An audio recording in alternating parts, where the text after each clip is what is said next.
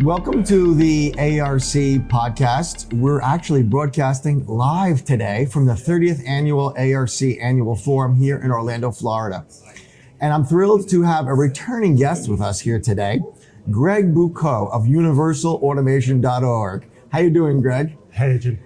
Always nice to be with you. Great to see you again. Greg, for those of us who might not have tuned into your last visit here at our podcast a year ago, can you introduce Universal Automation again? Give us a little background before we Sure. go into some updates. Sure, I can do that. So, universalautomation.org is an international and non-profit association, independent. So, our goal in life is to enable this. We all talk about this software-defined automation in the automation, but how to make it that even more open. And that's one of the goals of universalautomation.org. So, for that, how do we do it? We provide an innovative technology on the market, which is based on a standard which is called the 64099. And for those of you who don't know about the 64099, it's in fact an evolution of the 61131. It has been made by exactly the same people who have actually described the 61131, but to cover over the problematic, which were coming. So machines or processes are becoming more and more modular. They are becoming more and more distributed. There is a big wave coming from the IT, coming to the OT. So how to make these conversions, IT, OT conversions, and so on. And that's why this standard has been made as a complement to the 61131 to exactly tackle those situations. And well, with this technology, which is actually a reference implementation of the 64099, meaning that it's a ready-to-use plug-and-play brick that vendors can take and put into their own platform. And with that, actually, we are aiming to have this open software-defined automation. So I was saying, basically the association is two things. One thing being the technology based on the 64099, and the other thing is the community.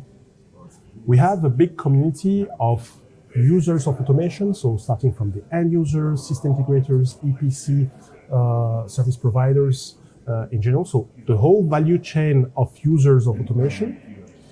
We do have technology vendors, so big companies such as Schneider Electric, for example, Yokogawa, Omron, Phoenix Contact, Stahl, who have automation products, and which can, starting from this automation range that they already have, implement our technology to create a new category of product, which are open and software defined. And last but not least, because they are very important as well in our community, the academia. Academia meaning universities, meaning all the training institutes, startups as well, which are there to, let's say, train the next generation of automation technicians, engineers, and ensure that we don't have this skill gap, with all, let's say, all the people going into retirement, with all the knowledge in automation, we need to ensure that we still have people on the market which are able to do automation, basically. And this is as well our goal within universalautomation.org. Greg, before we go into your recent updates over the last year or so, for those of us who might not be so well-versed in automation, what are the benefits of open protocols, open standards generally, and then more specifically with your particular effort? So basically, what are the benefits of open? It's first, you are not locked into any vendor scheme. So today, in the automation, when you do your programming, for example, you program your PLC, you program your DCN systems, often these programs is tied to one vendor, meaning that if in the future you want to switch vendors and you want to reuse what has been already done, you just can't.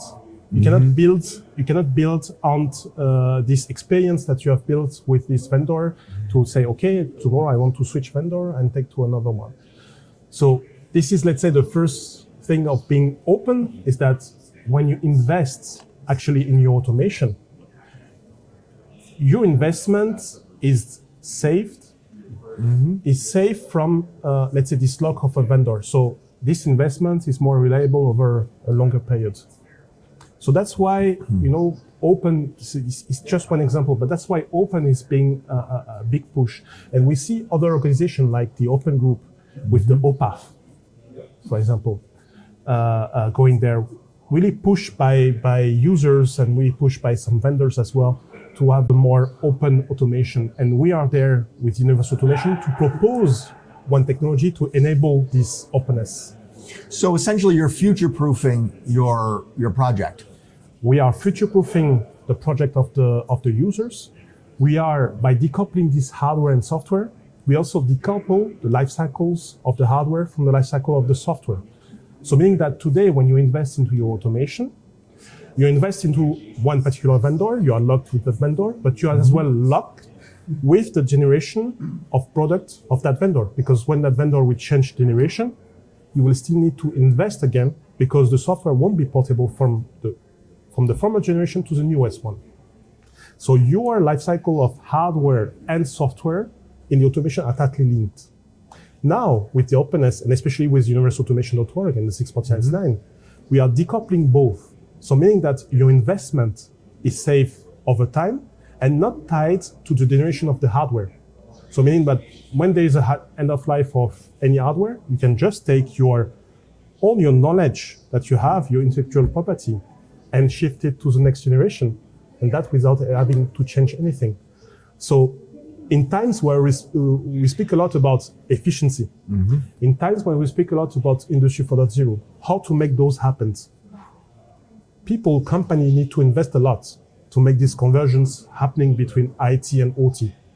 So you need to ensure that this investment is actually safe over time and not linked to any particular hardware.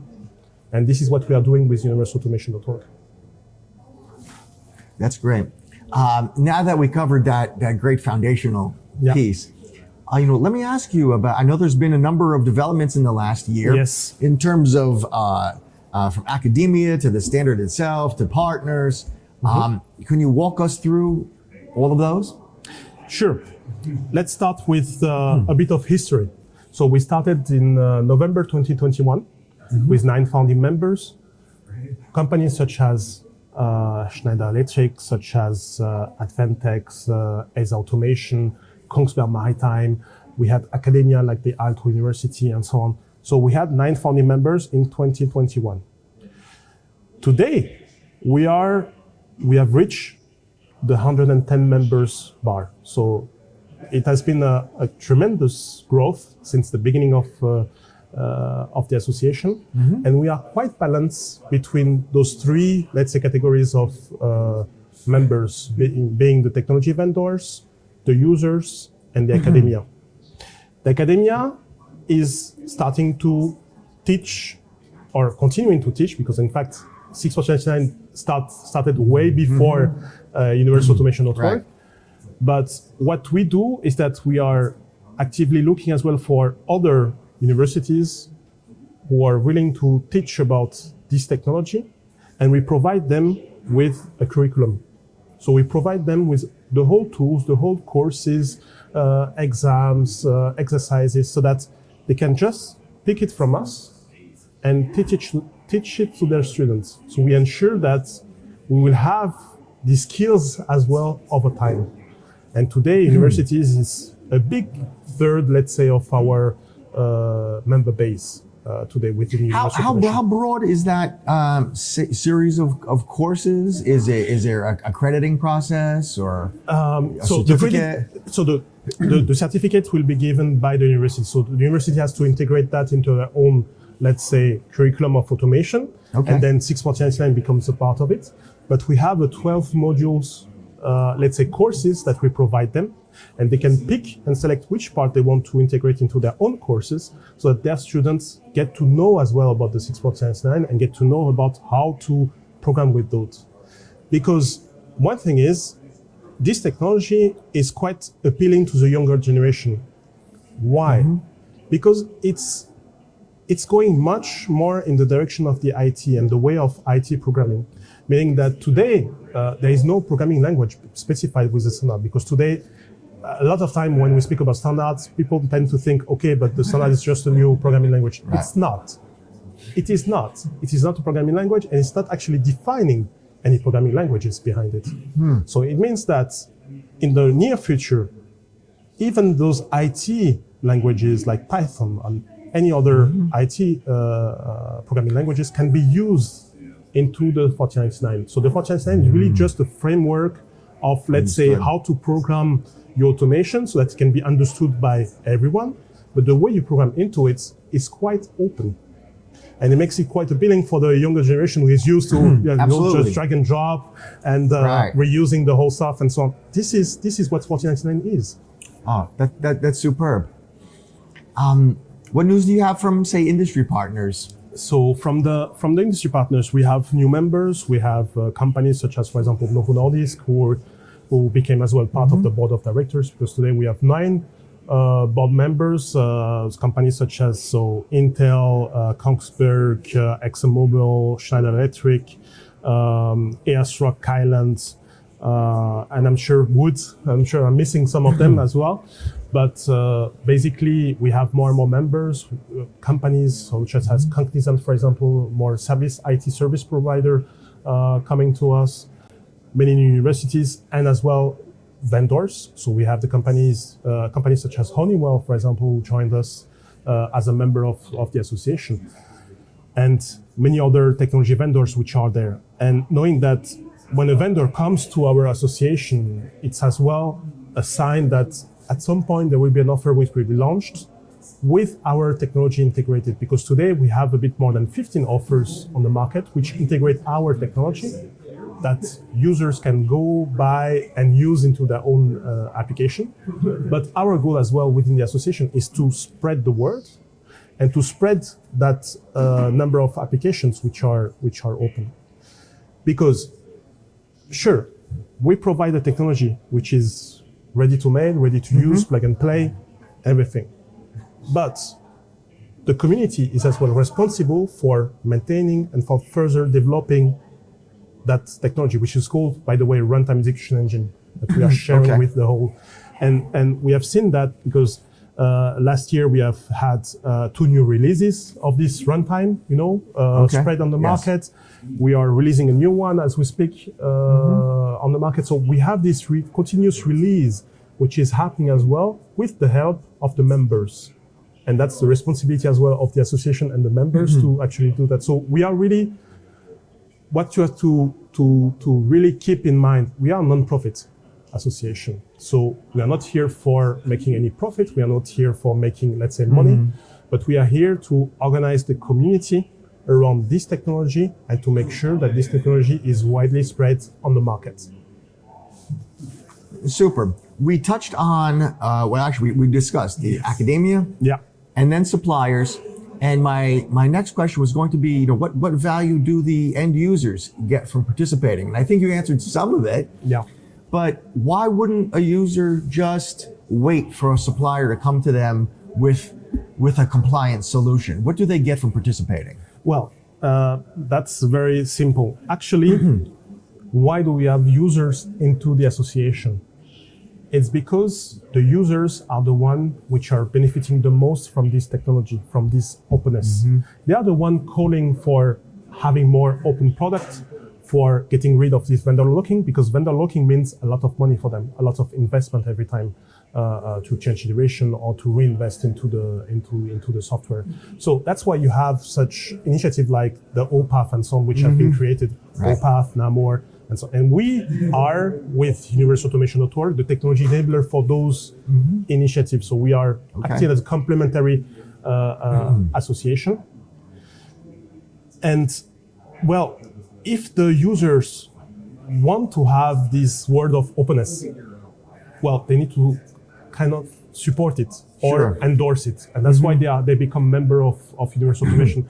They are, most of the time they are sponsoring, let's say, the initiative. Okay. But some of them, if they want to be more vocal about it, they sponsor it and they come to their technology vendor and say, okay, look here, this is the initiative that we are sponsoring. This is the way we want to go.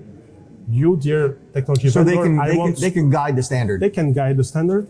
They have their say into it, and they can as well let's say, help or influence other technology vendors to join this initiative as well, because this is the way they want to go. Fascinating. Greg, we're just about out of time. Is there any other information you'd like to convey to our audience today? So let's say the last information, if you didn't look yet or didn't watch yet the last let's say episode where I was discussing about Universal Automation Network, we are nonprofits and we are actively recruiting members. So basically, if you as a user or if you as a technology vendor, you are convinced about this world of openness, you need to join us. You need to join us, so meaning your company needs to join us. We are open to every company. You are a user of automation, you are a technology vendor, you are a university and willing to teach some high-tech and let's say next generation of automation to your students, then just join us. That's the easy way, and that would be my last word for this episode. Well, I've got one more comment, Greg. I started out by introducing us here at the 30th Annual ARC Forum. Yes. I understand that you've been coming to ARC Forums for quite a while. Yeah.